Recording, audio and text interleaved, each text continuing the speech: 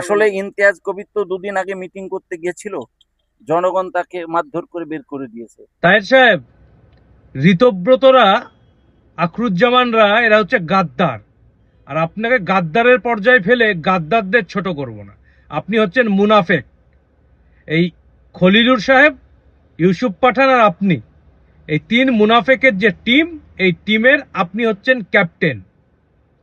যখন আজকে বাড়িতে বলছেন মুসলমানদের বিপদ হলে আপনি ঝাঁপিয়ে পড়বেন, সেদিন কোথায় ছিলেন?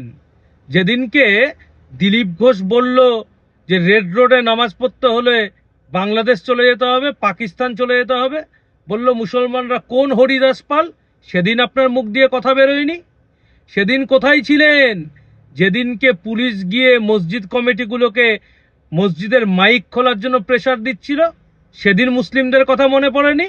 পঞ্চায়েত সমিতি দখলের সময় মুসলিমদের কথা মনে পড়ছে? আর কত বোকা বানাবেন? ঋতব্রতরা একবার গাদ্দারি করেছে, আর আপনি বারবার গাদ্দারি করছেন। এনডিএ শিবিরে আছেন, এনসিপি এর সাংসদ, কেমন বুকের পাটা বলুন যে আপনি বুকের পাটায় এভাবে বলুন যে বিজেপি মুসলিমদের বিরুদ্ধে যে কথা বলেছে দিলীপ ঘোষ, আমি দিলীপ ঘোষের শাস্তি চাই। আপনি বলুন যে মসজিদের মাইক খোলা নিয়ে পুলিশ যেটা গিয়েছে, আমি তার শাস্তি চাই।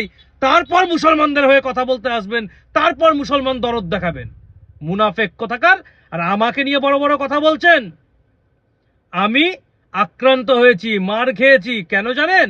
তার কারণ আপনার মতো শিরদাঁড়া বিক্রি করিনি, মমতা ব্যানার্জির সাথে বেইমানি করিনি। কেন এতদিন ধরে সাংসদ, পাইলট কার ছিল না? বিজেপির সরকার পাইলট কার দিচ্ছে কেন? কিসের পুরস্কার? দিদির সাথে বেইমানির, না জাতের সাথে মুনাফেকগিরি করার?